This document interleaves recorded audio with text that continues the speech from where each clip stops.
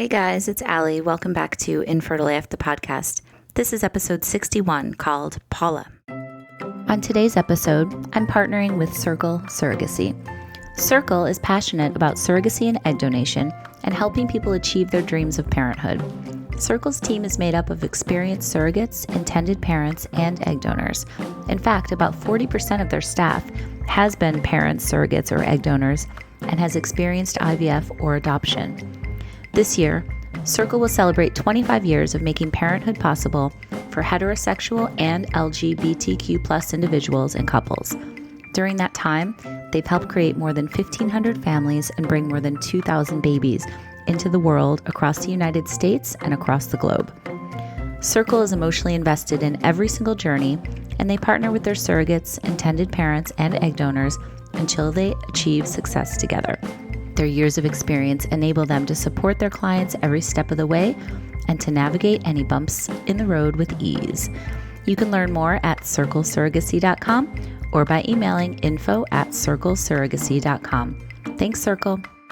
On this episode, I'm partnering with the good people at Pacific Fertility Center, which is located in the San Francisco Bay Area and has been serving patients for more than 20 years. At Pacific Fertility Center, they believe that everyone has the right to create their family in their very own way.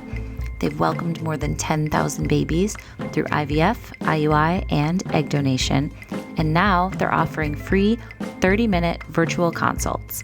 So if you want more information, you can check out their Instagram, which is at Pacific Fertility Center. You can email them at info@pacificfertility.com, or you can call them at 415-834-3000 to get started today. Thanks, PFC. Okay, guys, I'm so excited today to talk to the amazing Paula Rallis, who is an incredible woman who has so much going on. She has a beautiful lifestyle blog, a beautiful home store. She flips houses, does interior design, talks about travel and style. She is a licensed pilot, so we're going to talk about flying planes too. And mostly, though, what we're going to focus on is her story, which began when she tried to have a baby with her husband, and for about a year they were unsuccessful. And then she discovered that she had a very rare medical condition where she was born with half of her reproductive system. So it's super interesting. And she's going to tell us all about that and how they ended up using a surrogate to have their gorgeous baby girl. So she's super cool and funny, and we had a great conversation. Paula, thank you so much for taking the time. And without further ado, this is Paula's infertility story.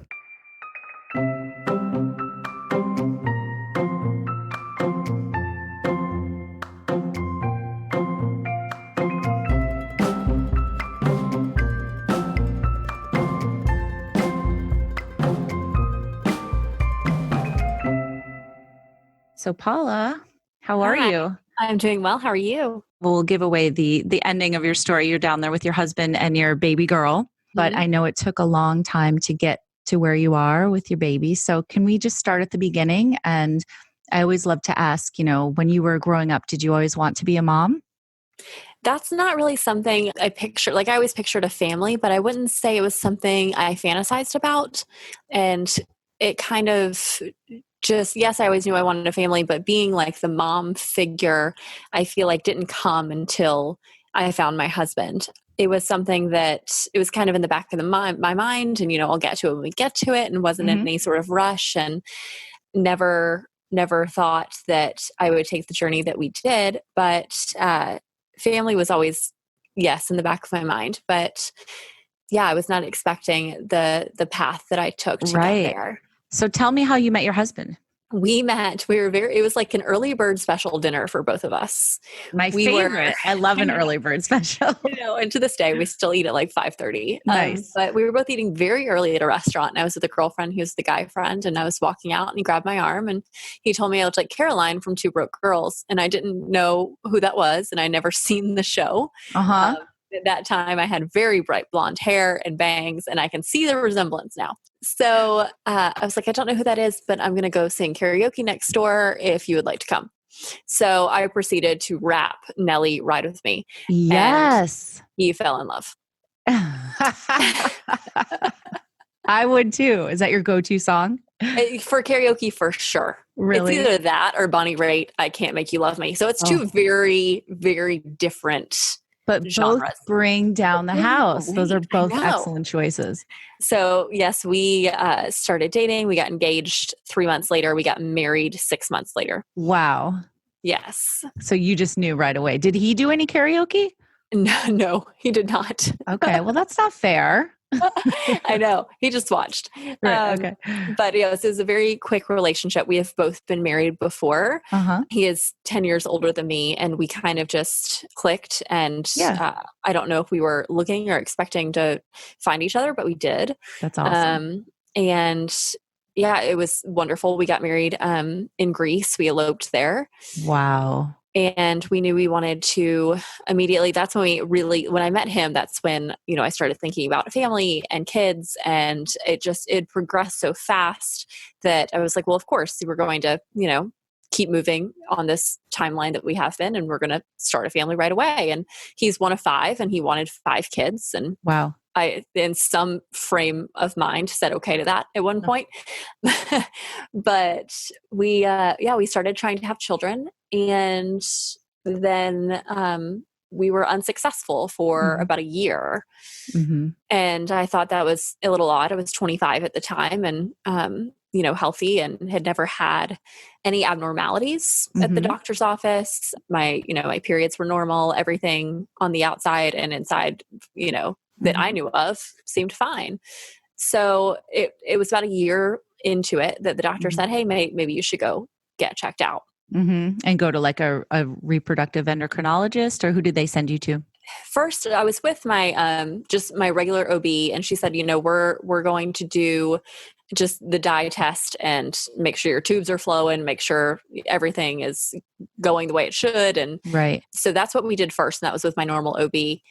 And I remember going in, and I wasn't quite prepped for how painful this quick little test can be. Yeah. And I just kind of started to cringe. And I was like, oh my gosh, I was not expecting this at all. And I remember them both looking at a screen and kind of nodding their heads and said, okay, you can go. And thinking, well, that was odd. And were you like, what does that mean? I was like, what is that? Yeah, exactly. I was like, there wasn't like an answer there. And I remember walking out thinking, okay, well, I guess they're going to send me test results, or still very confused as to what I just did in the whole process. And from there, I still had not been told test results. They just sent me off to a fertility center at that point. Okay. And what were you thinking? Were you freaking out? I just didn't. I guess the test itself wasn't clearly explained to me. And it wasn't the point that, in the infertility journey, when you start Googling things, I wasn't there yet. Right. When you really try to like dive deep and say, okay, what's going on with me? I was still very naive in this process. It hadn't clicked like, okay, next step is a fertility doctor. What did that test say to make you sit? I wasn't asking the right questions yet. Yeah. Yeah. I was just going along with, I had no idea. So I started, I went to the new fertility doctor, and we started doing the blood tests and, everything else. And I think it was like appointment 3 that I finally sat down with the doctor, and he was like, what do you mean they haven't told you what's wrong with you? And I was like, I don't know. He's like, you didn't sit down with your OB and her tell you the results of that test? I was like, no, this is the first time I've been told there are results to that test. And he basically explained to me that I had a unicornuate uterus. Okay. I was born with half of my reproductive system. Wow. So I have one fallopian tube, one ovary, and half of the uterus. Wow. He said, your condition's pretty rare, but there are women who have been able to get pregnant with your condition. Usually they can only carry up to about 30 weeks, but there have been rare cases where they carry full term and everything's fine. Oh so that was the first you had ever heard of that in your entire life? First time I'd ever heard of it. Wow. First time I knew I had it. And I was like, how does that even make sense? If I only have half, how am I having a period every month? How does that, how have I never been irregular? I don't understand how, if I only have half, how am I still working every month? Yeah. Were they able to explain that to you? That still has not been explained. So many things Okay. have still not been explained to me. Right. Yeah, but basically I was born with half. They're pretty sure I only have one kidney. And yeah, I was just born that way. Wow. Okay. So how did you feel when you heard that? I still didn't quite, I still had hope. I was like, okay, well, but you said women have done this and it's relatively normal, and for women with my condition to still get pregnant and have normal babies. So I was still kind of hopeful in that process. And we kind of set up a game plan I then understood, okay, well, I only have half. So it probably takes me, I could probably only get pregnant half as often as the woman with everything in my head. So we kind of came up with a game plan. They decided to start with IUI. And we prepped my body for IUI, and we did 2 of those, and both of those were unsuccessful. And then we kind of took we kind of took a break for a minute, and we were like, okay, we need to get a mental game plan together before we move on to the more aggressive IVF. So we thought about it for a while, and we're like, okay, we don't know if really sitting here thinking about it is going to do anything. We had not, at no point had we, stopped trying to get pregnant. We had never prevented pregnancy, and it's still, we are now a year and a half into it, and nothing had happened. So we decided to move forward. IVF was a pretty tough process for me, probably another stage that really wasn't fully explained to me, of what it was going to feel like, what it was going to do to my body. And I feel like that has been consistent with a lot of my friends and acquaintances that I've met that have gone through IVF. It's kind of a mix of, yeah, it was fine and it was annoying, but I got through it. And other girls that are like, oh my gosh, like that was a lot for my body. Yeah. And I was more on that side. What was going on with you specifically? Did you not react well to the meds, or It took my body so much more medication to actually do something. Okay. My body would not move and not move and not move. So to prep my body took an additional 2 weeks and an additional 2 weeks of medication and shots. Wow. And I kept going to the doctor, and they're like, nothing's happening. Nothing's happening. And they kept just pushing my body to the point where they finally said, okay, now we can go through with the surgery. Okay. So I was just undergoing a lot more of that medication, and I'm not good with needles. And I overcame that for the most part until one night. I remember I was like, this was needle 102. Oh my God. And I just had a freak out. I was like, I can't do it.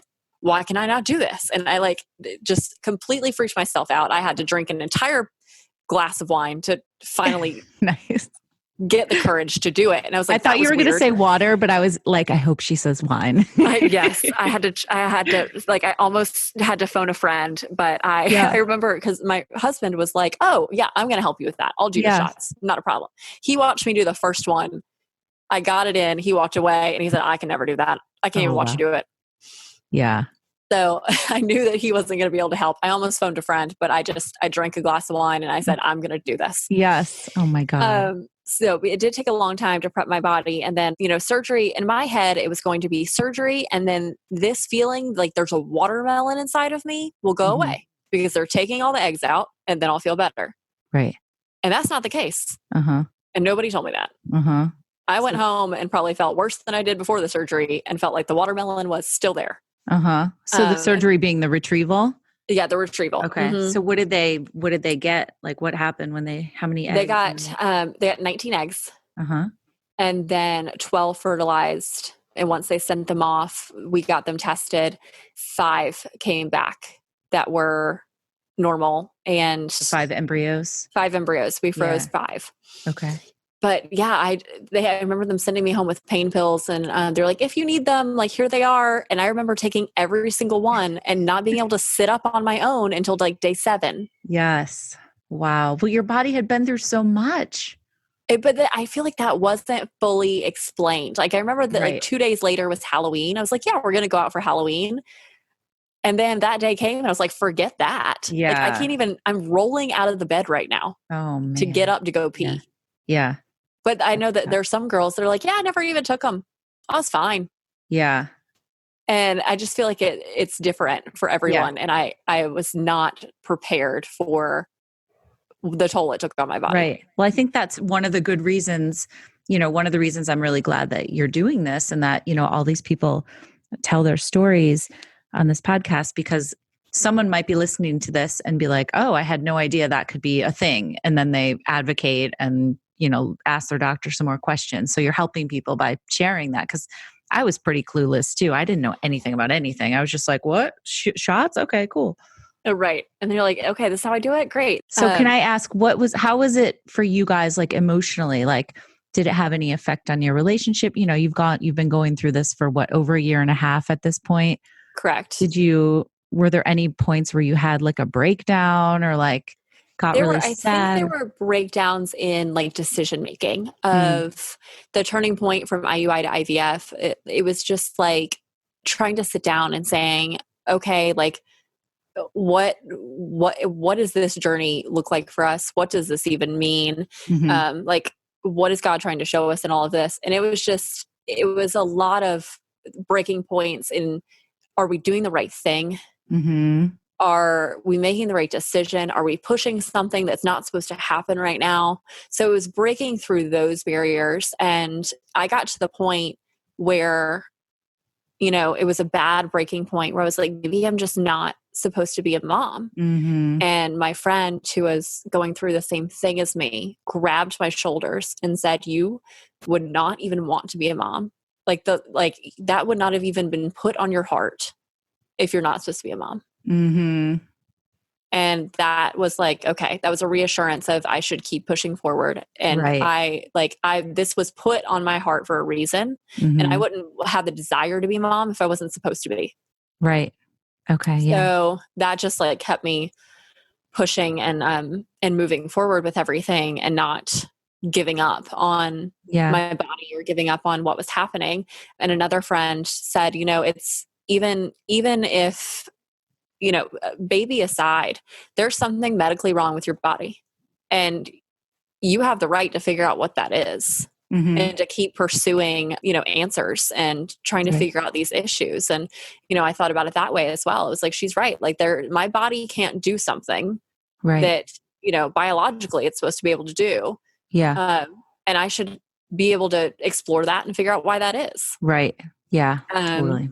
So we definitely had moments of, are we doing the right thing? Are we trying to push something that isn't for us? Right.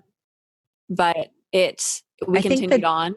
I think the doubt and the uncertainty sometimes too is so hard because I remember thinking like, I just want someone to tell me what I'm supposed to be doing because I'm not sure. Like, making these hard decisions, these big decisions is so daunting.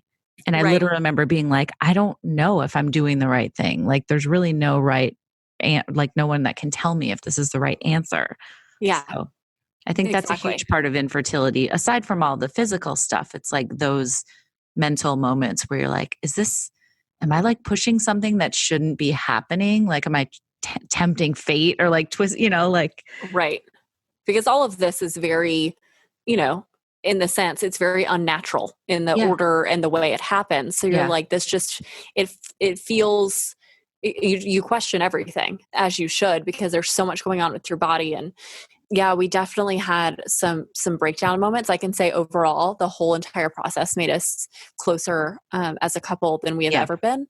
That's good. And has really challenged us. And we've been able to stand by other couples going through this and hold their hands and watch them have babies long before we ever did. And I remember one of the girls that was going through it with us, she ended up getting pregnant about a year and a half before we did. And that was kind of, couple number 10 who, beat us to that finish line. And Ron looked at me and said, you know what? I'm glad it's them and not us, because they were at their breaking point and we can take more. Oh, wow. And that was like, I was so proud of my husband in that moment for him to be, because I know he's wanted this more than anyone. Yeah. For him to be able to say like, we can take it. And they were at their breaking point and I'm proud to be there for them. And I'm happy to be there for them and celebrate with them. Ron. That was, what a good guy. I was so just incredibly humbled and proud. And that he could see, this is our role. This is why we're going through this, is to stand by them. Wow. That's and great. We can handle it. Yeah. So tell me what happened next. So this is around Halloween, and tell me the next Next So steps. they told me I could not do fresh embryo transfer. I would have to do frozen because my body was going to take longer to recover after the Yeah. retrieval. I was like, okay, so, what does that mean? Like a week? And they're like, no, it means like a month to a month and a half. So I finally did a transfer in January. Okay. What year was this? This was, let's see, this was 2017. Okay. I did a transfer in January. And it was unsuccessful. We then went back to our fertility doctor to kind of, go over everything and have a recap. And he basically looked at me and said, I don't feel comfortable doing this again until two things happen. He said, I want you to do a biopsy on your uterus. And we want to do this experimental treatment on you where basically we're going to shoot chemotherapy drugs into your uterus. Whoa. To try to thicken your wall. And I was like, what? Yeah. You want to shoot what, where? Yeah. And that was pretty much their answer. And they were like, there's some research around it that had, this was, I think after the transfer, and then we came back to the doctor, it was months before, like a few months before that test results had come out where this had been successful on a few people. And that it got to the point where I felt like a test monkey. Yeah. And I knew that I was an unusual case. I knew that my condition was rare. And I felt honestly like they were looking for a success story out of me and not my best interest. So that's when I finally said, I have to walk away from this. I don't feel comfortable anymore. I don't feel like your bedside manner is there at all. I don't think it's present. And I don't feel like you've explored options that are best for my body and for my embryos. Good for you. So we walked away from that fertility center. Wow. And it took us a while to kind of, again, we were in that period of what's next? What do we do? What path is for us? Within this time period, probably around, I want to say April, I went to Mexico with a friend, came back and had that question of, when was my last period? And I took a pregnancy test and I was pregnant. Whoa. Yeah. And how did that feel? It felt incredible. And I jumped to the conclusion of, oh my gosh, this is why it didn't work. And this is why, it wasn't meant to be that the transfer happened because I was going to get pregnant. And we were so excited. And I told Ron right away. And he had, tears streaming down his face. And it was just an incredible moment. And I went back to that fertility center and they did all the blood work on me. And I could hear them around the office going, you'll never guess who's pregnant. And they had like a team meeting that morning and the doctors told me, they were like, we can't believe it. Wow. So I kept going back to the doctor, kept getting blood work done. I ended up miscarrying around 8 weeks. Oh, I'm so sorry, Paula. It was a life-changing moment. It was something that I never thought I would experience on top of all of this. So it took us a while to bounce back from that and take, another long break and just try to figure out what was next for us. Meanwhile, I was doing a lot of things personally. I decided to go back to school. I ended up getting my pilot's license. I saw that on your website. Wait, can we talk about that for a minute? Yes. What? That's amazing. Was that something you always wanted to do? No. Funny enough, we got stuck in the Hamptons. And there was a series Don't you hate when that happens? Don't you hate it when you get stuck in the Hamptons? There was a series of, I don't remember, random thunderstorms or maybe it was a hurricane. There was something that happened and we were stuck. And we came from the Hamptons. We were in the city and our flight was the last one to get canceled out of JFK. And we had a very important court date that we could not miss. And we were calling airlines and no one could get us home for 3 days. Okay. We stood in rental car lines, every rental car at JFK, LaGuardia, all of the airports were sold out. Oh, wow. It got to the point where I heard people were headed south and I asked if I could pay for the rental car and get in the car with them. Right. And they looked at me like I was crazy. And I was like, okay, we got to abort that mission. I looked into buses, I looked into trains, and I got to the point God. where I said, oh my gosh, who do we know that has a private plane? Yeah. We've got to get home. So we finally found a friend that he sent his plane up to get us and brought us home. And I was like, Oh, wow. that was such an end of the world situation. And I Yeah. never want to be put in it again. I was like, forget it. I'm getting my pilot's license. Oh my God. I love that that's your takeaway from that situation. I was like, I never want to feel like I'm stuck, and I can't, and I get very angry when I don't know things or I don't know how to do things. Right. And I was like, I'm pissed that I don't know how to fly a plane. And I can't jump in a plane and know how to fly it. That's incredible. So I decided to get my pilot's license. So yeah, I got that. I decided to go back to school and get my master's degree. So I was doing that as well. Master's Ron and I what? were journalism. Oh, wow. So I was doing that. Ron and I were flipping houses and doing real estate that we do day to day. And it was just a busy time for us. And we kind of got took a lot going on. off of it. Yeah. It just took our minds off of it for a little while. But it was always looming in the back. And, we had 4 embryos left in the freezer. And we said, okay, it's probably time to make a decision. So actually for one of my papers, I wrote it on infertility and used a quote from Circle Surrogacy located in Boston. And so when Ron and I were talking and in our heads, we kind of originally at the fertility center, they said, there's always surrogacy, but that's a down the road decision. Well, that down the road decision moved up very quickly. And when Ron and I were discussing it, I was like, well, I actually know of a surrogacy agency. So we reached out to Circle and had a great conversation with their president. And Sam is awesome and has been through the whole process himself and felt very comfortable with them, and loved that they're in Boston because I was going up there all the time anyways for school. And it was just a good fit and it was a good match for us. And so we decided to sign up with them and start this surrogacy journey, not knowing what to expect. And, we thought about maybe using someone we know, but my sister struggled in her pregnancy. I had another sister that had a miscarriage, and I had one sister that wasn't even married yet, and I could not even do that to her. So we had exhausted the family options. Right. And we decided to move forward with Circle. And there was a wait as expected to kind of be interviewing surrogates. And meanwhile, we just put a profile about us and who we were in and hoped for the best. And about 4 or 5 months later, we got an email saying, hey, there's, a candidate that we want you to take a look at. And it's kind of like a dating situation. You look at theirs, they look at yours. You both have to agree if you want to chat. Right. And we got a profile for a woman named Debbie who lived in Indiana. And we just got such an amazing feeling reading her profile and seeing photos of her family. And it was just immediately we emailed Circle back and said, yes, we want to meet Debbie. We want to talk with her. Wow. And we FaceTimed with her and her husband and her kids. And I don't think that what there was that like? It was just like, there was another girl that I had met that had done surrogacy as well.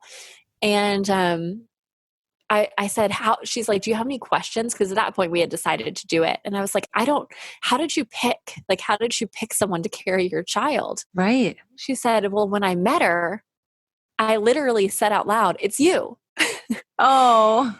She's like, I had always pictured like who would be and what she would look like and where she would live. And I didn't know, same as you, I didn't know like how I would pick. And when I saw her face, I out loud said, it's you. Like I knew. Oh my God. And I felt so comfortable. And that's how I felt with Debbie. And Ron and I like both didn't even really have to discuss it. We didn't have any further questions. We both knew when we got off the phone that was it, that she was going to be our surrogate. And we had just such an overwhelming warmth from her, knowing that she truly was doing this that was kind of another misconception that we had about surrogates is, these are people that need the money and, we're just doing this because it's a way to get said money. But Debbie said, she works at a hospital. She's like, there were nurses on my floor that were surrogates. And she's like, I always felt like there was something missing from my life and that, I could do more. And pregnancy was always easy for me and I loved being pregnant. And when I saw all these nurses, she was like, that's something I can do. And she truly wanted to help. And it was such just a great feeling, her connecting with us and saying, I can help you. I'm willing to help you. Right. And I want to do it because it makes me feel like I'm doing something special. And she truly is. I don't care how much you pay surrogates. Giving up their body for someone else is truly selfless. Absolutely. Had she done it before, Paula, or would this be her first time with you? She had done it twice before. Okay. For the same couple. And then this was her first time with us. Right. So that other couple was the only time she had done it before. She was an experienced surrogate. Wow. So this would have been 1, 2, 3, 4, 5, pregnancy number 6 for her. Wow. Okay. So yeah, we immediately just loved her. And it was so funny that we had actually gone to get a puppy and we picked the dog up 30 minutes from where she lived. What? So when we went to meet her, we said hey to her and we picked up a dog. Oh my God. That's crazy. It was insane. Mm-hmm. So it was, both of our babies are from Indiana. Okay. But at this point we had asked Circle, we were like, hey, we don't really love our fertility center. We'd like to make a change and maybe, a fertility center that works with surrogates more often. Yes. Is that a thing? And they were like, absolutely. They gave us a few names of doctors and actually other intended parents that had used Circle that had also used these fertility centers. Great. Which was very helpful. So they recommended Dr. Danny Schmond, who works for San Diego Fertility Center. And they had us speak with a couple who had gone through surrogacy that live in Las Vegas. Same thing. We had a lovely conversation with this couple. Turns out they go to our brother-in-law's church in Las Vegas. What? So they knew his family. And it was just crazy. And they were like, oh my gosh, we love Dr. Danny Schmond and he's so great. And so we did like a quick phone interview with him and we decided to transport our embryos to San Diego, which is frightening. Mm-hmm. And so another thing that I never thought I'd be doing. Right. Because he was San Diego based. Yes, he's San Diego based. So I was shipping my embryos from South Carolina to California. Wait, couldn't you fly them though yourself? I thought about that and I was like, ooh, do I want that responsibility? Yeah. Sorry, not to make light of the situation. I don't know. We definitely thought about that. Yeah. We definitely did. But we decided to leave it to the professionals. Sure. But that's something that we never considered. And we're like, what if something happens to them? Totally. Because the insurance for said transportation only goes up to, I believe, it's either 5,000 or 10,000 is all that they will cover. Whoa. If something happens. And at this point, we were roughly $100,000 into this, maybe more, maybe 200 at that point. And we're like, wow, that doesn't even cover part of it. Not even a drop in the bucket. Not even a drop. But it was the only insurance company that offers this type of insurance. It was our only option. So we said, okay, well, I guess we have to just do this one and pray that nothing happens. Yeah. So, they did arrive. Sorry. So let me ask some. Sure. I have a logistical question. So yeah, does it happen on like a commercial plane or was it via it does car? It does happen on a commercial plane and they get it there within 24 hours. Okay. So yeah, that must have been nerve wracking. Oh my gosh. You have no idea how, I was just waiting on San Diego to call me and say they're here. Right. And then they checked them and make sure there was no, leak or anything that happened to the container. Yeah. And they arrived fine, but it was a very nerve-wracking 24 hours. Of course. See, that's one of those things, and I'm so glad you're telling us about this because that's one of those details that going into this, you have no idea that's even going to be a thing, right? Like it's exactly. Like I remember on the news during one of the hurricanes that came through Florida, one of the fertility doctors stayed with all of the embryos. Oh, yeah. To make sure nothing happened to the embryos. Yeah. Like those are things you don't think about, like natural disasters coming through and destroying embryos. Yes. Like how devastating and heartbreaking. Absolutely. And transporting your embryos, unfortunately, might be something that you have to do at some point. I was prepared for the worst. And I'm just so thankful that they made it. Yeah, thank God. San Diego confirmed that they were great. And then we all flew out to San Diego for a transfer. Wow. and we met Debbie for the first time in San Diego. Oh my gosh. What was that like? It was so great. And I felt like I already knew her. Yeah. And it was just awesome to, have her and her husband there. Mm-hmm. And she brought us all matching socks for the transfer. Cute. Which was the cutest. And Dr. Danny Schwan was so great. And he said, everything went perfectly. We transferred a baby boy at that point. Did you guys decide the gender, or was it just like the healthiest? Okay. We did decide the gender at that point, and that transfer was unsuccessful. Oof. So that was embryo number 2 that had been unsuccessful. And at that point, San Diego questioned whether our embryos were good. Oh, wow. Because everything had gone so perfectly. Right. Oh, and so sorry. Questioned like whether they had been, thawed dethawed improperly, whether they had been frozen improperly. But they thought that something, he said, we want to do one more. If the next one is unsuccessful, we think we're going to just have to destroy this batch of embryos. Oh my God. And start over. And that was a heartbreaking moment for me because, again, I never considered having to do this more than once. Mm-hmm. So we all, again, we kind of recovered from that moment, prepped for another transfer. Right. How long did you have to wait between transfers? I believe it was a little over a month because we had to wait, and then Debbie had to prep for a month. Yeah. And then we had to get her out to San Diego. So I want to say it was about a month and a half between transfers. Yeah. And so we were in between travel. So we did not go the second time with her to San Diego. And we were just, on the phone and waiting for, good news from Dr. D. And we transferred a baby girl. Mm-hmm. And, did the dreaded waiting period. And yes, it's the worst. Yes. Ron and I were coming back from out of the country, and the plane touched down in Atlanta, and we turned our phones back on. And all I had ever gotten were phone calls because all the news I'd ever gotten was bad.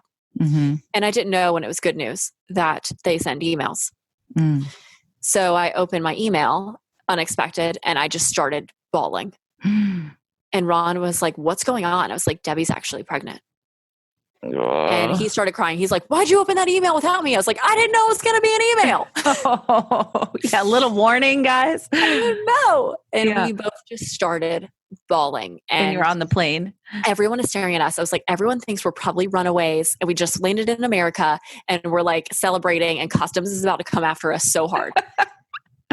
And we were like all the way through customs, we were just like crying. And I posted it to Instagram immediately. Like this entire time I had been documenting my infertility journey and updating followers with like within moments of us learning heartbreak, we would show them what we were going through. And I felt like that was really important the entire time. Yeah. Were you getting a lot of... I was getting so much feedback to this day, I get feedback of women that I was, besides their husbands, I was the only person that knew that they were going through infertility treatments. Wow. And that broke my heart. Yeah. And so I wanted everyone to see, this is what it's like. This is what heartbreak feels like. This is the struggle. This is the journey that so many people around you are going through, and you have no idea. Yeah. That's so great. This is what your daughter, your sister, your cousin, your best friend, this is what they could be facing. And you have no idea. Mm-hmm. And I wanted to just stop the questions of, when are you guys going to have kids, or just the misconceptions that are out there. I wanted people to see what this journey looked like, even though it's ugly sometimes. Yeah. And it's hard. Mm-hmm. And so as soon as we landed, I had not called my mother. I hadn't called. I had not texted anybody. I just posted it to Instagram. And I said, I'm so sorry, everyone. We're just too excited. This is our, this is, and I knew it was early, and I knew things could happen, but I needed any little bit of celebration at that point. Yeah. Any little bit of victory I had to share, I had to show, and I needed people to jump up and down with me, because at that point we were 4 years in. Wow.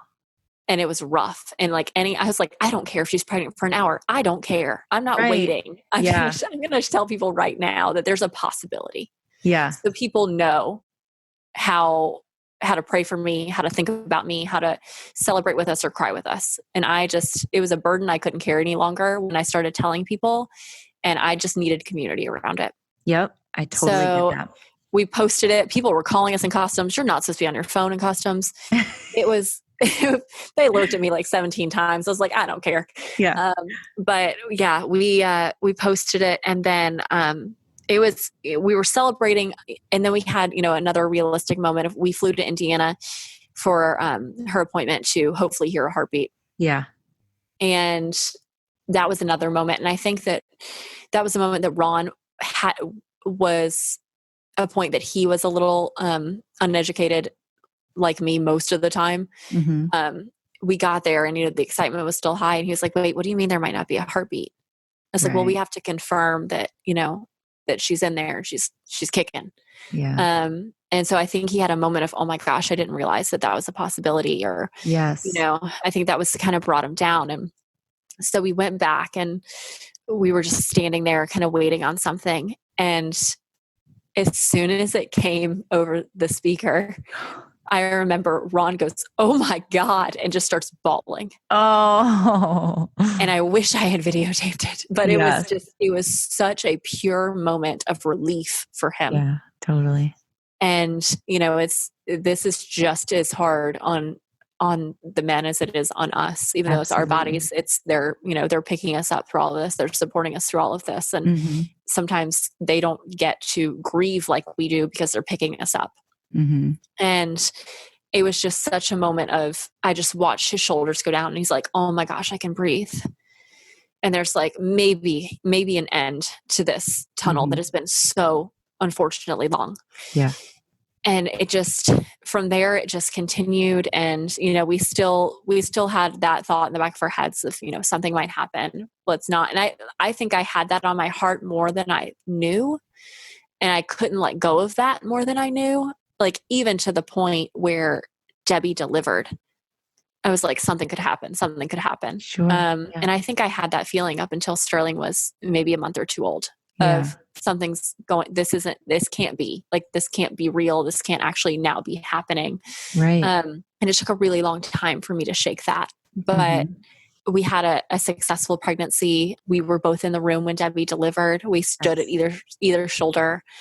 Her husband was in the room as well. And it was just unimaginable of this journey that we've been through to come to finally a finish line. Yeah. Oh my God. The moment she was born, you must have just been in another. We just lost it. Place. I mean, I just can't even, there are no words of her coming out and just actually seeing her face and knowing that she was ours. And then getting her home from Indiana was a whole nother journey. How did that work out logistically? Did you have to stay there for a while? We stayed for 2 days and then they released us. And that's another thing I wasn't really prepared for is, we went to Indiana. Debbie was a week late. So we were in Indiana for a week and we just kind of hung out, went to the movies. And then it was a little daunting in the hospital after all of this with a newborn. And I wanted more than anything for someone I knew to walk through the door. And I knew that wasn't going to happen. And that was a little hard for me because I knew that, timing was going to be off. Getting family out there was going to be super hard. Right. So I just said, it's just going to be Ron and I, and we'll see you guys when we get home. Yeah. But I didn't realize how that was going to affect me on top of not sleeping for like 3 days. Right. Because it sounds like, did she have a natural birth, not a C-section? Correct. Okay. So you weren't able to plan it like you're saying. Correct. Got it. Yes. And then we actually, we got, opinions from a lot of different friends, a lot of different doctors, and we flew home. We flew commercial home. Okay. And we drove an hour and a half to the airport. We had a layover in Atlanta and finally got home to Charleston around 9 p.m. And coming over the Charleston Bridge, I was like, oh my gosh, I cannot believe I'm home and with a baby. I just got the chills. Like I Navy SEALed that child through those airports. And I was like, I think I was like sweating bullets until the moment she was the champ, did not cry once. Oh my God. Through to it. Like but I finally got home and I was like, oh my God, I can breathe. Yes. And it was just an incredible moment of just feeling like you're on top of the world and like you just conquered all when you get a 38-hour baby home. Right. And it was just insane. And just bringing her home was so crazy. And knowing that, after 5 years, you were finally to a finish line. So that was, she was, and they did for Sterling, they did unfreeze our remaining 3 embryos to pick the strongest. Mm-hmm. And I didn't know they could do that. And I asked, just thinking, I wonder if they can. Right. And they said, actually, we were going to suggest that.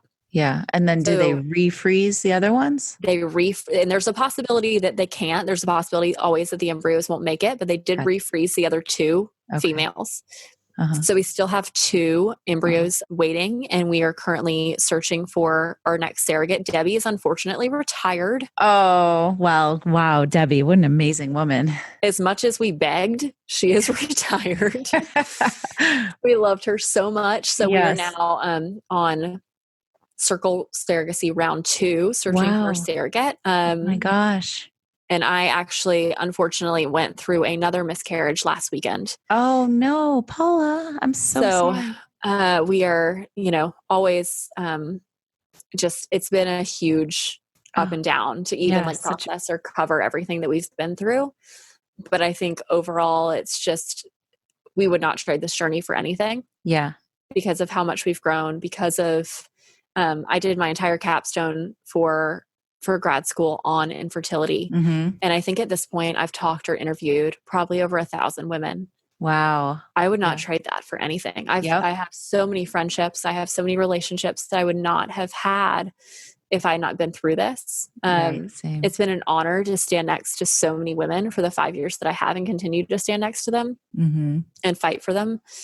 And it's been an experience that it's made me who I am. Yeah. It's made me a stronger mom and a stronger wife and a much stronger woman. And I know that everything that we continue to go through is absolutely for a reason, and it's not in vain. And I'm thankful for all of this pain, all of these valleys, because we've come out just completely different people.